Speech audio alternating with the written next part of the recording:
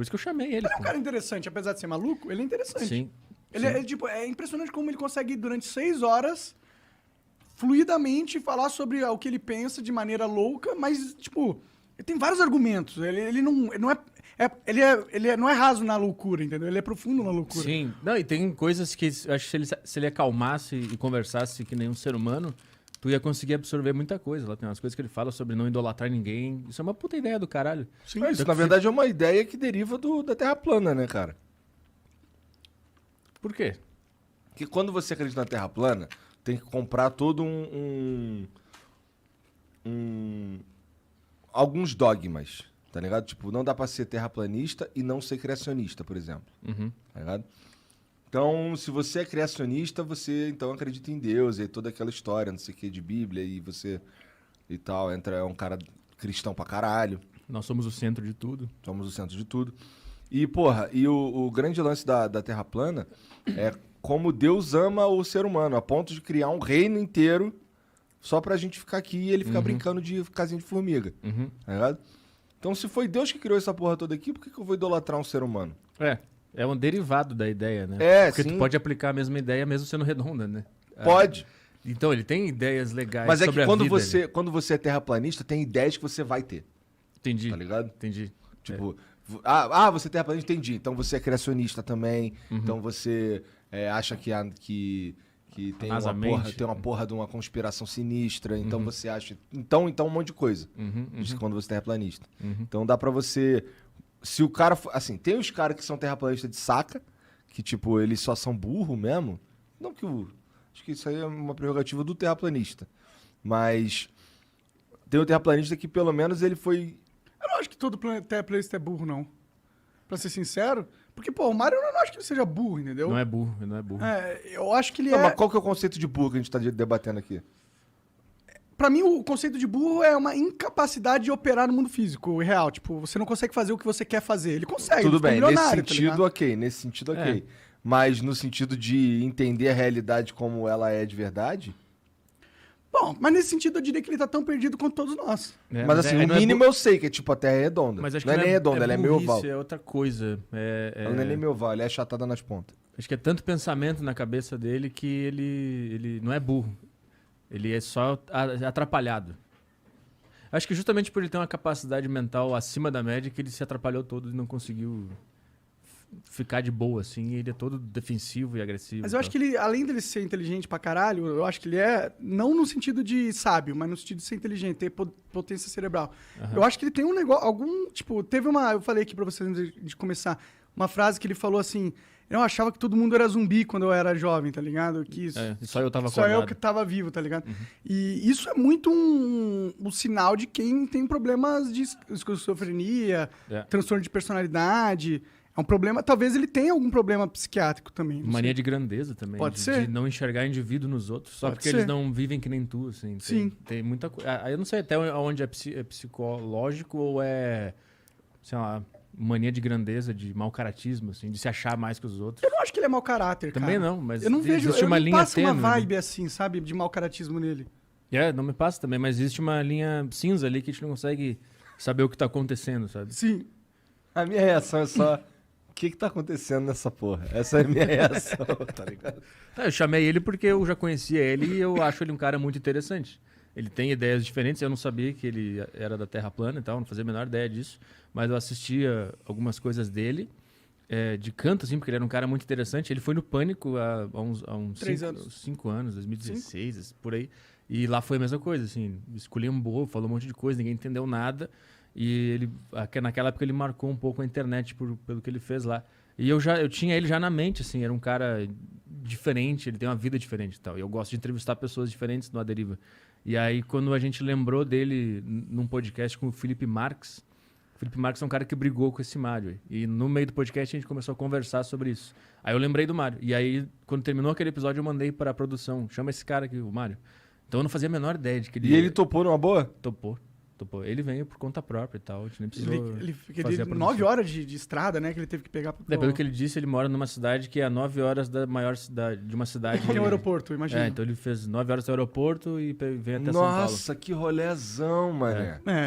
Pelo que ele falou, né? Mas o lance é que eu queria entrevistar ele de boa, como eu faço com todo mundo, né? Eu estudei ele, eu vi os últimos vídeos dele do canal dele pra entender qual é que é a dele, pra levantar questões e tal. Mas aí, quando começou o programa, eu já vi que ele não sabia que era isso que ia acontecer.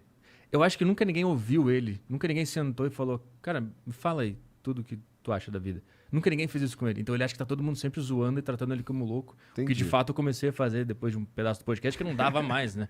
Mas no início que eu tentei entrevistá-lo como um ser humano, com empatia e tal, não tava dando, não tinha como. Acho que deu 1 hora eu desisti. Depois de 1 hora eu desisti e aí começou aquela loucura lá que todo mundo viu depois. Eu tentei, cara, tentei entrevistar, assim, prestar atenção nos pontos dele. A hora que ele enlouqueceu foi quando eu perguntei se o Bill Gates era o anticristo. Mas tu perguntou isso daí baseado em quê? Porque ele tava falando, porque o Bill Gates é isso, aquilo, ele tá fazendo tarará. Começou a falar das ideias dele sobre o Bill Gates. E aí eu perguntei, qual é o papel dele nessa tese? Ele é o anticristo? Ele é o que diz? Porque falam muito de anticristo, eu não sei quem é. É ele? E ele ficou muito brabo, assim, dizendo que eu tava zoando ele, tratando ele como idiota. Nessa hora ele enlouqueceu. E nessa hora eu vi que não tinha como entrevistar ele de verdade. De entrar no ponto dele e perguntar, mas o que é isso? Por que tu acha aquilo? Da onde tu tirou isso? Quando eu vi que não tinha como, que ele só queria atacar e ficar na defensiva, eu... Tudo era na defensiva, tipo... Tudo que você falava, até a coisa que ele podia interpretar. Você nem tava falando aquilo, mas ele interpretava de um jeito... Nossa, mas é que deve ser difícil ser ele, tá ligado? Sim. Porque ele é meio maluco, claramente. E as pessoas não devem dar ouvidos pra ele mesmo, tá ligado? E aí ele teve que desenvolver-se na defensiva... Exato. Porque justamente sempre atacaram ele, eu acho, talvez, né? É foda, os malucos no mundo de sãos é foda, né? Ele fica mais maluco ainda, né? Porque como que você vai... Tipo, tudo que você sente é errado do que todo mundo sente. E aí quando você vai tentar se assimilar a eles, você sente que você tá indo contra você mesmo. Isso. E aí quando você não vai contra você mesmo, eles te rejeitam. E aí você fica fudido. Ou você fica... Ou você perde a personalidade... e se adequa, ou você fica isolado, igual que o cara foi pro meio do mato. Fica risco. A analogia que eu fiz depois do podcast é que era um cachorro que apanhou muito na vida e tu tenta dar carinho, ele não entende, ele começa a mostrar os dentes, brigar e tal. Sim. Foi isso que eu entendi, assim.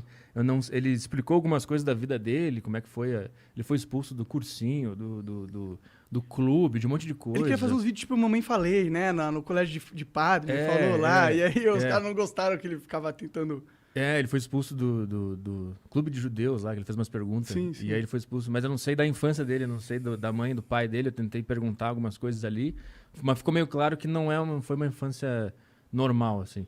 Então eu queria entender o que estava acontecendo, mas eu acho que a vida excluiu tanto ele, foi tratado como maluco a vida inteira, que ele nem entendeu o que ele estava vindo fazer na deriva. Que ele estava vindo para ser entrevistado. Mais ou menos, porque eu achei que ele gostou bastante, tá ligado? De estar lá. Eu via que ele tava feliz de estar lá. Por mais que ele ficava puto às vezes com você falando umas paradas, ele tava feliz pra caralho de estar lá. Tanto que ele ficou 6 horas, tá ligado? Ele só ter levantado e ido embora a qualquer momento também, né? Sim, mas aí eu acho que esse negócio que quando o cara é maluco, ele não... Acho que ele nem tem isso de eu tô gostando ou não tô gostando. Ele só tá sendo maluco, independentemente do contexto. Pode ser. Entendeu? Mas, mas ele falou uma coisa que você falou. Você deu espaço pra ele falar durante 6 horas. No Pânico ele era cortado toda hora. Ele não tinha... E, tipo, isso é cativante. Pô, alguém que quer te escutar durante um mó tempão, levar a sério o que tu tá falando, e isso é algo que... Pô, um cara que sempre buscou alguém pra conversar com ele e sempre rejeitava, alguém que tá com mente aberta, querendo ouvir o que ele tem pra falar, eu acho que pra ele se sentiu feliz por causa disso, entendeu? Na minha opinião. Pode ser também. É que depois de um determinado ponto ali, eu só comecei a zoar. Teve uma hora que eu pensei, eu não quero mais ouvir o que ele tem pra falar. Porque... você falou, não, agora se você é de Cristo, tá, eu sou de Satã, então. Porque, tipo assim, eu me preparo pro podcast, eu estudo o cara, se o cara publicou livro, eu leio o livro um tempo antes pra entrevistar a pessoa. Então eu coloquei energia nele pra ver a vida dele, pra ver os últimos vídeos. Ele tem uns vídeos no canal dele de 1 hora. E eu assisti, pelo menos os 3 últimos, pra entender o que ele tá falando, o que ele gosta de falar. Essa é a minha vibe. E aí quando eu vi que ele meio que desrespeitou o tempo que eu investi nele, aí eu caguei mesmo. Aí eu desisti de entrevistar ele e aí eu não ouvi mais. Eu comecei só a zoar mesmo. Entendi. De propósito, assim, porque eu me senti desrespeitado no meu trabalho, então foda-se, não vou mais ouvir. Então eu não sei se ele sentiu isso de o cara tá querendo me ouvir. Eu acho que ele sentiu eu tô aqui enfrentando o servo do demônio e vou mostrar pra todo mundo que a palavra de Cristo e esse cara vai ficar... Eu vou humilhar ele e tal. Mas tu é servo do demônio só porque tu enfiou uma baqueta no cu? Eu acho que de acordo com a ideia dele, sim. De acordo com a ideia dele, sim. Mas como é que vocês chegaram no papo da baqueta? Ele já sabia ou tu que falou? Não, ele abriu o podcast com essa piada. Que eu achei do caralho, Ele inclusive. que trouxe a baqueta ou você tinha baqueta? Ele trouxe. Ele trouxe a baqueta. Ele trouxe. Então, a gente abriu o podcast e a primeira coisa que eu falei pra ele foi, cara, eu acho muito legal a provocação que tu faz com as pessoas famosas da internet. Porque ele é conhecido por isso. Aí ele falou, e se fosse com você? Eu falei, faz, porra, vai ser do caralho. Aí ele começou a tirar um negócio e eu falei, é uma baqueta? Eu já senti que era. Aí ele tirou a baqueta e me deu a baqueta. Puta piada do caralho. Aí na baqueta tava escrito uma palavra de Jesus, um bagulho, sei lá, Pra tu enfiar no cu e ser santo. Não. Aí, é uma pílula, é um supositório de santidade. Ele não esperava isso, mas eu falei, agora eu vou poder enfiar a palavra de Jesus no rabo. Aí ele já, não sei se ele sentiu, caralho, não é bem assim com ele. Eu acho que ele achou que ele ia acabar comigo ali naquela hora, né? Mas eu entrei na brincadeira e tal. Mas essa piada foi legal, assim, o início foi interessante. Como, eu gosto de comédia, foi do caralho.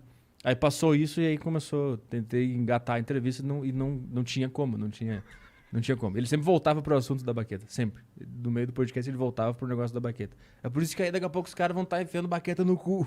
Tudo ele falava sobre isso, cara. Eu não sei o que esses caras têm com baquetas e coisa no cu. Pois é, né? Tipo, que mal vai fazer? Eu não sei, cara. Tipo, literalmente faz bem você enfiar coisa no cu. 40 anos, você tem que enfiar um dedinho no cu ali do médico. Vai acostumando. Porque senão... Pira. Senão você não vai detectar o câncer e vai deixar suas filhas, seus parentes. É verdade, é verdade. Mas esses caras pegam muita pilha, meu. Eu acho que esses caras fundamentalistas, religiosos, eles pegam pilha com qualquer coisa que tu fale sobre. Acho que toda pessoa que sexo, é radical em algo, né, vai pegar pilha. Porque. Mas com sexo. Coisas relacionadas a sexo.